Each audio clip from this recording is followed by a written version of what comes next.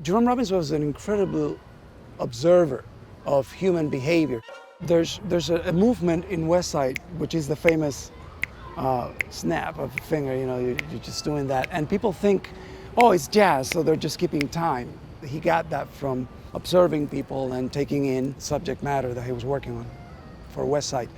And there's a guy at a bus stop, and he seemed very edgy and very out of sorts and very nervous, and he was a very intense energy that caught his eye. And the guy was sitting there waiting for the bus, but he was so worked up that he was doing this kind of tick move, and it was very persistent and very intense. And that's what he tells us is the intention of cool, that if you don't do something that sort of keeps you calm or eases the tension, it's gonna explode. There's a sense of danger by just that one idea. It's a very, very clear language that he creates. Robbins uses that same language to bring the characters to life and heighten the tensions of the plot. The sharks and the jets are given different vocabularies that govern their movement. Robbins was famous for rehearsing the two groups separately to make that tension even more palpable when they appeared on stage together. You have that tension between the two sides in the story very much clearly reflected in the dance, because you have the Puerto Rican side that's dancing the mambo. When Puerto Ricans dance the mambo, it's a source of pride. They're going to show you something that it's part of who they are.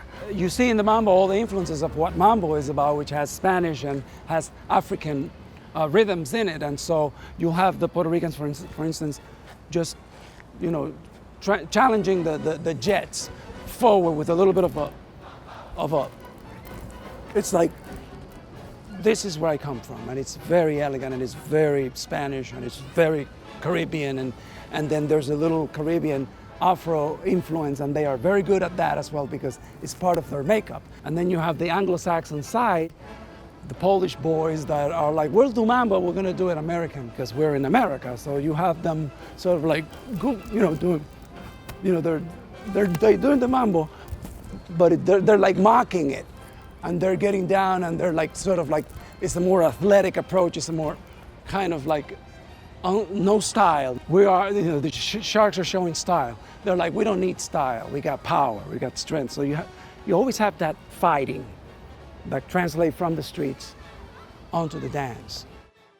The dance at the gym is when you, for the first time, you see Tony and Maria, or Romeo and Juliet, meet for the first time. And it becomes a really, really tender moment that shows up physically, because there's a tension even between the two lovers because they can't touch each other.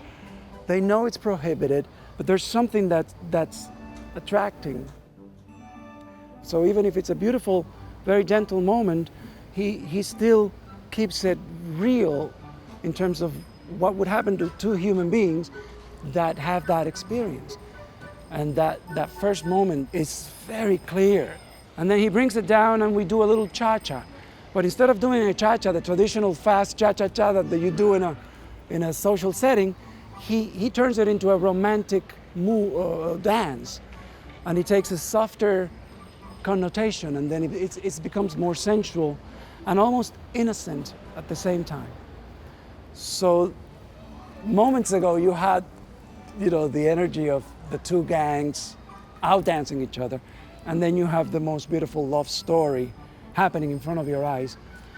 Like they say, out of the mud you get the beautiful lotus.